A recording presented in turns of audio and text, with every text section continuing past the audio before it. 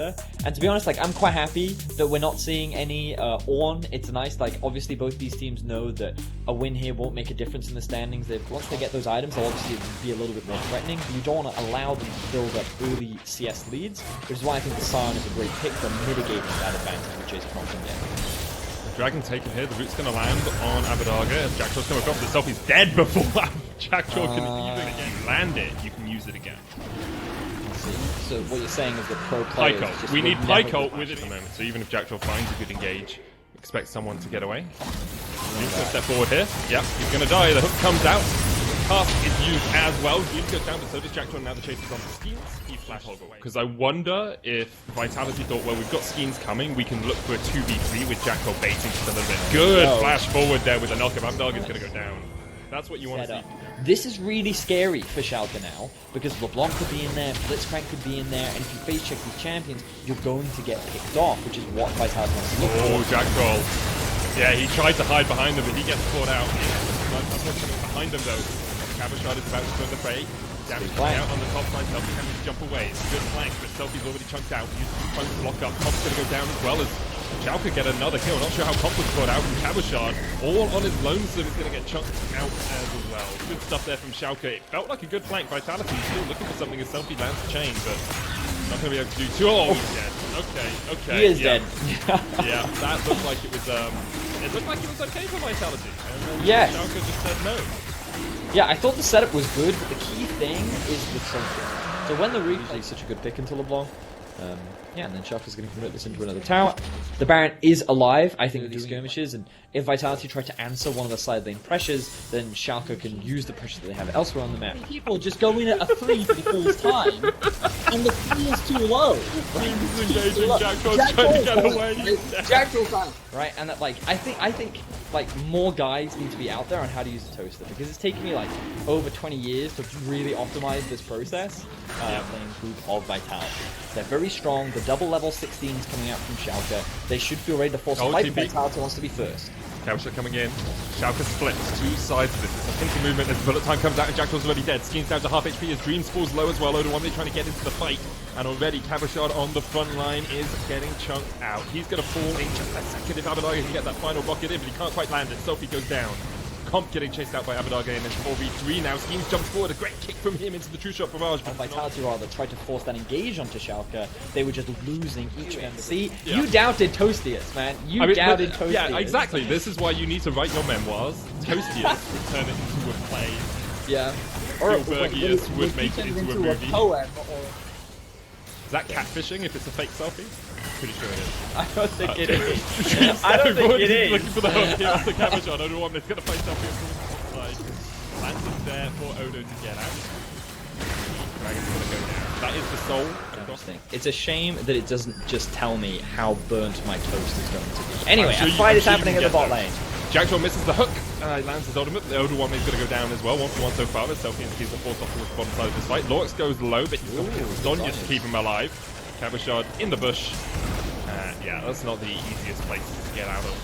Sadly, a sign is a little bit too large to dodge in that bush. Selfie jumps in, he dies. Dream's going to go down as well. I think the Ignite is ticking on him. Not quite enough damage. Dream survives now. Schalke will push in 4 members strong against the 2 surviving players from Vitality. This has been pretty much a dominant game from Schalke. Vitality tried early on, but ever since Schalke got towards, the 2 items on Corki, 2 items on the Jace, it's been pretty difficult for Vitality to do anything about it.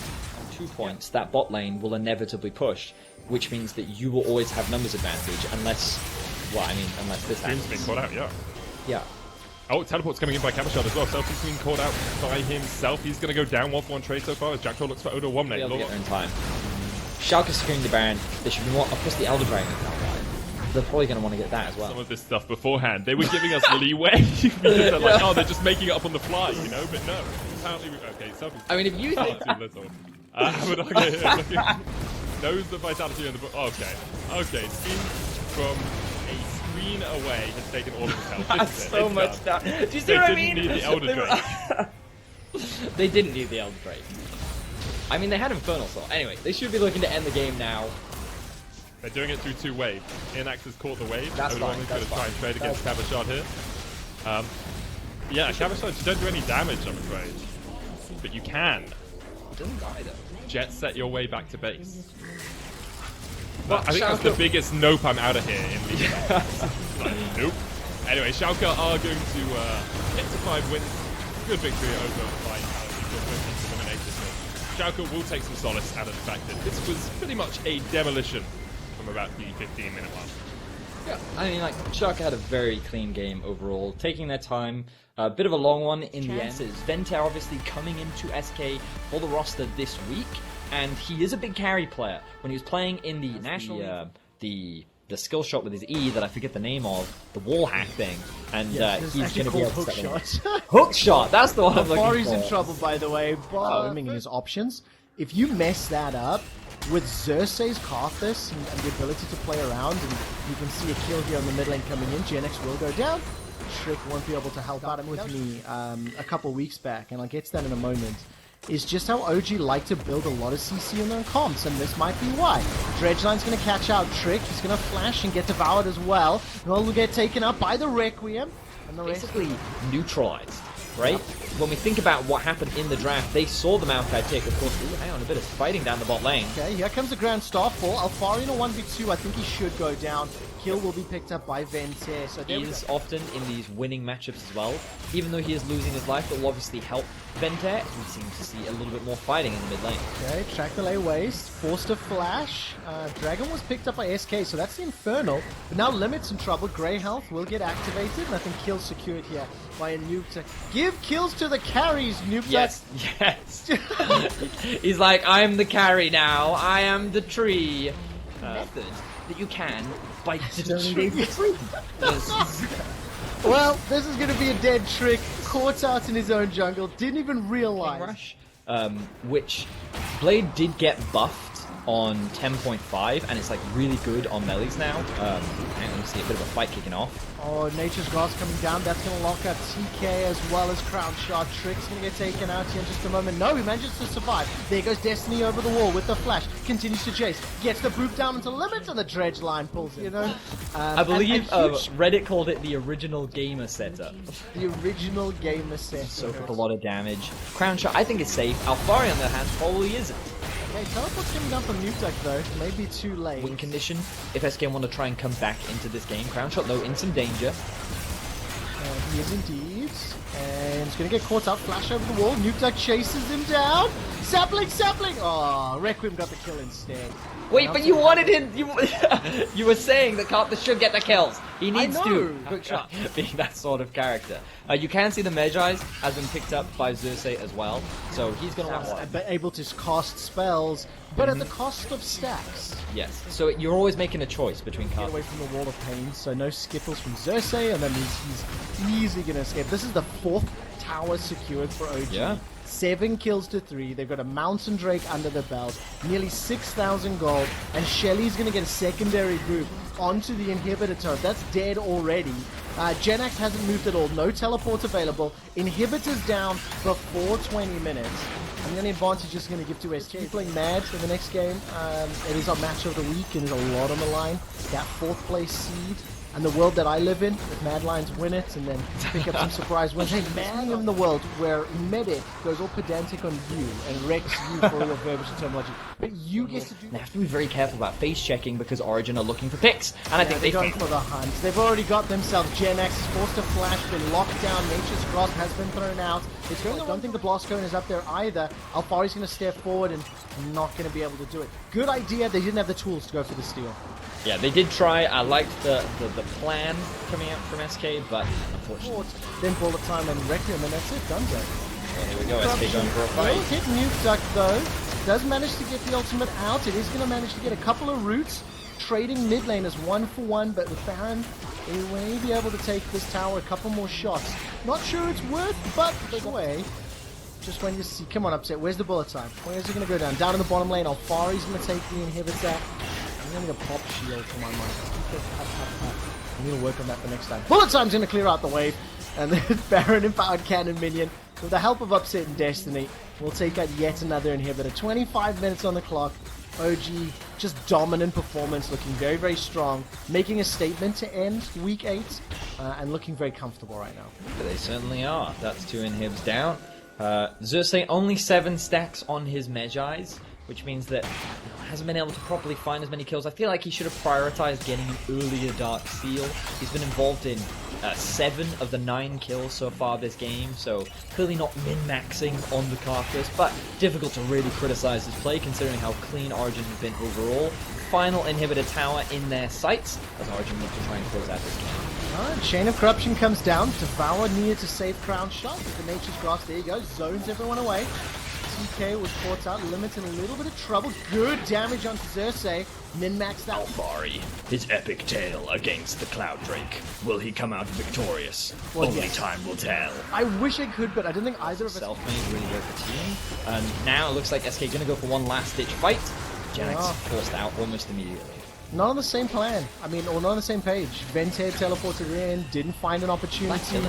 Then Starfall comes down. Devour will save Genax for now. It may have killed him, but only 7 stacks in the end. The Domo also has enough damage. Trick goes golden in the middle of the team. He's going to get caught out. Vente is putting pressure onto Xerxes. Xerxes got now 9 stacks on that Magi's. Good damage from Vente. Hook shot into Precision Protocol.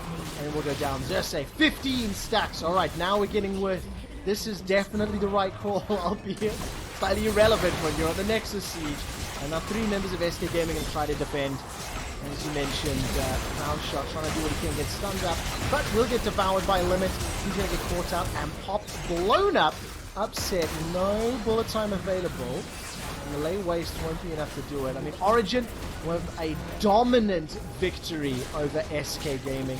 Absolutely destroy them to close out week 8. Yeah, Origin is kind of what you expect and what you want. Yeah, I'm curious how it will work out versus Tarek. Oh, the Kiana. Okay, Kiana Gragas. I haven't seen that for some time, but it's... The battle for 4th is on the line as Frosk. Razork's going to make the first play. This should be first blood. Oh, beautiful flash after the flag and drag. An easy pick. A tower dive. Razork's coming in from the side. Level 5 on Dandan. He's got flash available to him. Razork is going to be late to the party, but Dandan is down. Now Shadow goes out. The tower takes him out. Humanoid, the second shot. It's a double kill. Been, crystal clear laid out. Focus top. Get people into an advantageous position. Arome, he's going to manage to get the Q. Turns it back around. Razork's going to die. Razork's dead.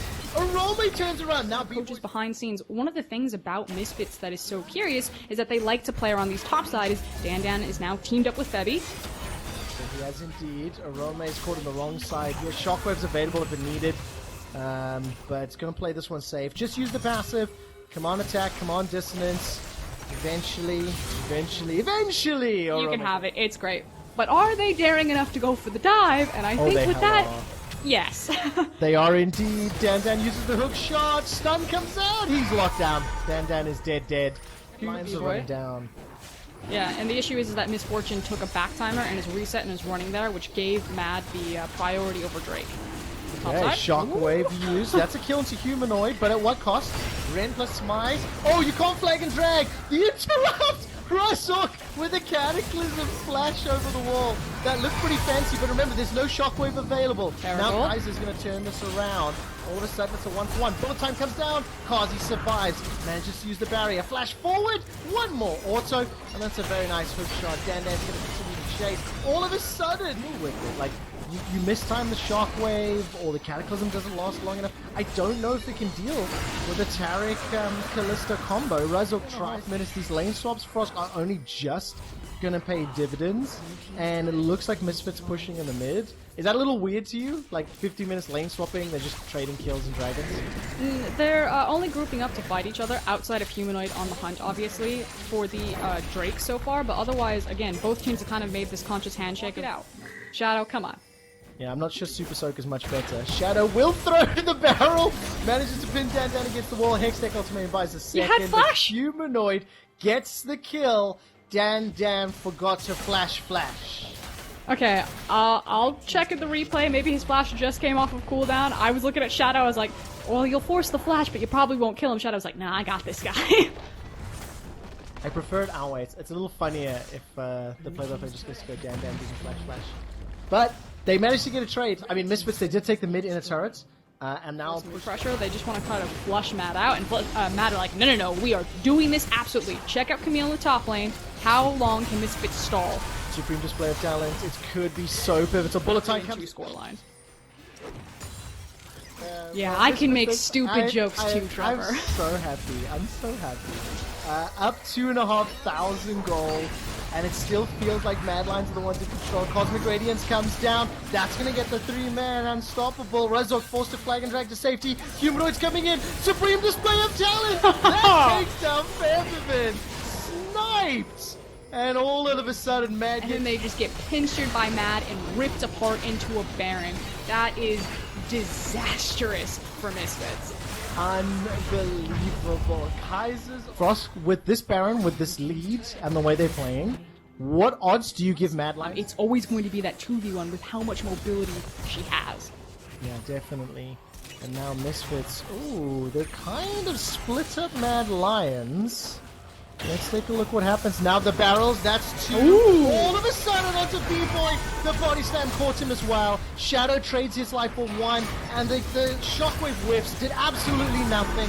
Take a look at Humanoid. He jumps in, snipes down Featherman. 1, 2 kills already. The third is going to be Razork as Denik is running for his life. He's taken out by Humanoid. And now Razork will get run down. That's going to be 4 kills to the Mad Lions. And now it is just going to be that much easier. As you said, Razork gets run down. It's now moved into Fog of War.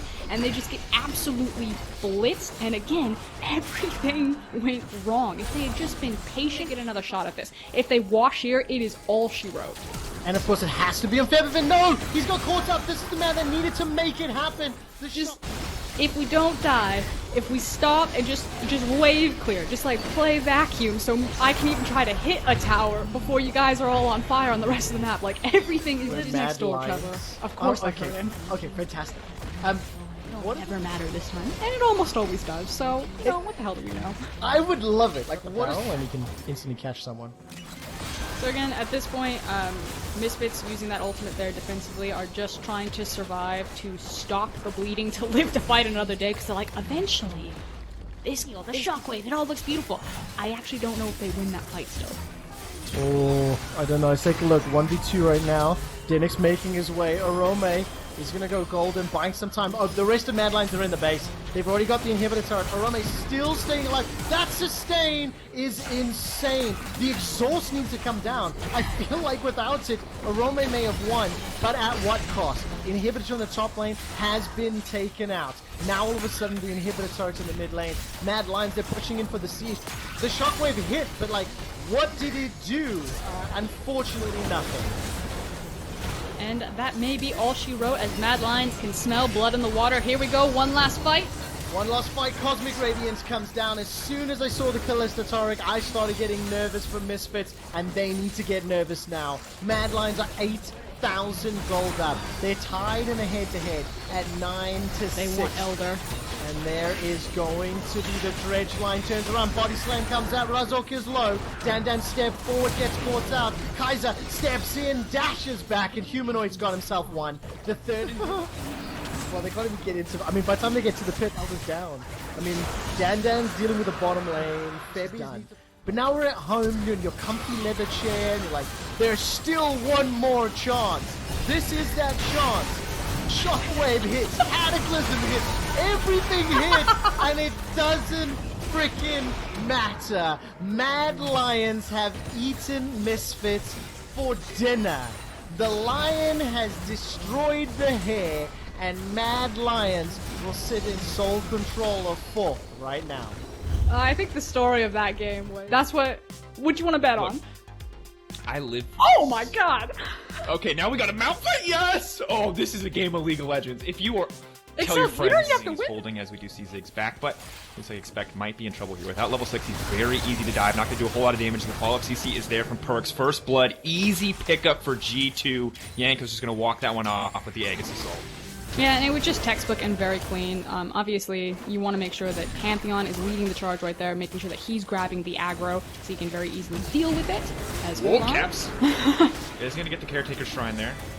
Patrick just trying to free fire a bit more damage, but Caps did just TP back into lane. Now, Perks is actually going to be the one who's caught out. Oh, there's nothing he can do. He gets a little sleepy. He gets taken out. Mickey and Cage. Which is why Jankos is sitting on the control ward here. He expects the Nocturne to be hunting for this ult. They're using Caps as bait. Sidestep. Oh no! No, there's no way he gets out of this with no! the flash over the wall. He's just going to give it away. The Ziggs. Caedrel still has the flash, but it's perfect because he makes it out to safety anyway. And now it's Patrick in trouble. Torre's getting taken out. Caedrel wants to do something here, but Mickey's actually the one who's... Oh! Gets traded.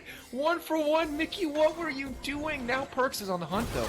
The action just does not stop. Perks now going to go into the play. The stun is there. The Pantheon on the backside. Caedrel just has to run for his life. The fear not going to be enough. Caedrel with the spell shield, but it's too little too late. Jankos looking to ult onto the bot side. Patrick run for the hills. There's no way out of this one. It's the lethal tempo bard. He's chasing him down. The stun not going to connect, though. Patrick just walking away, but it does not matter. Jankos cleans him up. Torre going to get locked up by the ultimate, setting up for the free stun. Timing doesn't even matter. He won't even go for it. Aftershock not going to need it. And Torre is going to get taken out. Nope. They were trying to give it to Jankos. Meanwhile, that was pretty awkward. Now expect has to ult away.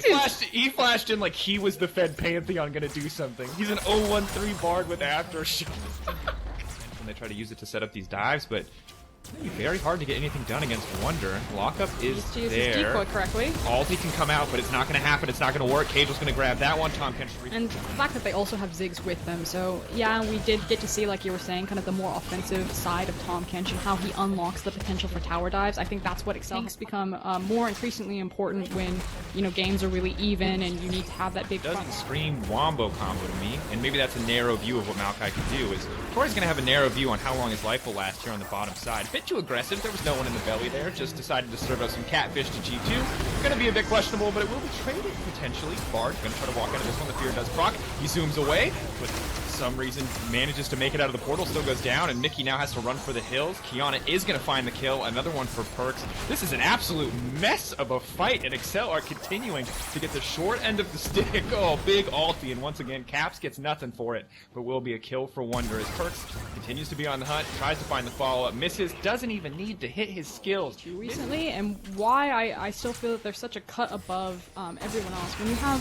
such talented individual players and you can draft compositions that are just kind of stacked with mobility, that team fights, they have changed the landscape. I'll hold it though, because here comes the TP. I think it's expect. He does have ultimate. Second TP going as well. Wonder's trying to make his way out of this one. That's going to be the twofer. The follow-up is there. Wonder has to run, but there's nothing left. Excel, it may cost them 2 health. Oriented competitions. And here's the thing. I just hold that thought. Yankees is now getting engaged on this. Bad game for replays. Bardol's going to come down, going to deny anyone from getting saved by the Tom Kench here because of the big fat Nico wall, and that's going to be more than enough to take Malphite. I'll goodbye to expect. Mickey happy to grab that one. Torre just honestly next on the menu. We may be looking at a 20-minute game because I don't see any hope left for Excel in this one. Caedrel with the snipe from the darkness. But now Perks is coming in on the backside. Nocturne ult's going to be used, but he just gets punted right back into that tower, and one shot. Cap's finally going to grab a kill of his own, and while Mickey has, we're just we're working from home. Like, we really miss our copier. Let's just explain it that way. Just hope that our audience has seen the relevant movie. I think I missed the age demographic. I need to go back to TikTok. Yeah. Oh no! Oh, Patrick. Here comes Nocturne right to the backside. There, but the exhaust is there too, and that's going to be very not effective. Cap sends himself right back in the face of Tom Kench. It might not be intentional, but it also doesn't matter. G2 is so ludicrously far ahead that they can do anything they want, and right now what they want to do is Pantheon ult right into Patrick's face. Instead, he's going to have to settle for Torre, and Wonder will grab Patrick instead. That's an absolute shellacking, and there's just nothing left for Excel. And he has the Rift Herald. Okay, that's going to be at least the top in him. Are they going to try to get Dancing Rift Herald? Dancing Rift Herald? They don't have the health. I don't think. Yeah, it will. It'll. Poor Rift Herald will kill it. They can't. It's there. No, it's fine. There was a lot of action there. Oh, here we go. That's the setup. Should be a free stun. Throws through. Doesn't get the timing right, but it does not matter. The follow-up is there. The Ziggs all coming in on the backside. Patrick somehow manages to live, and now they have no exhaust for Caedrel. But they're getting shut down onto the Kiana. Clean flash. Run! He has no hope of getting away, though. He's getting chased down. That's a Predator Bard. He's just too fast. Expect still has ultimate, though. Mickey, if he can land some of these bubbles, maybe Expect sets it up. He's trying to clear out the minions, wants to save the tower, and he dies for it. You know it's bad when the Ziggs doesn't activate his satchel charge on you because he wants to kill the tower instead. Through. Clean stun from Mickey. Comes through the portal. easy cleanup. Wonder now on a killing spree. Crosscar in the last 5 minutes of this game have just been a G2 stun fest. It feels like every team fight opens up, and Patrick doesn't even get to play these fights. He maybe throws like a single auto attack, and then he just gets blasted from downtown from Caps and Mickey's reach. And then like the threat of Jankos flying back, he just has to get zoned out of the fight, heal back up, and by the time he gets back into the fight, everyone on his team is dead. He can't interact with any of these champions. Oh, Caps! Okay. Interacted with that one just fine. Yeah, that was fine. That one's gonna work out. Mickey now has to run. Make his way out of this one.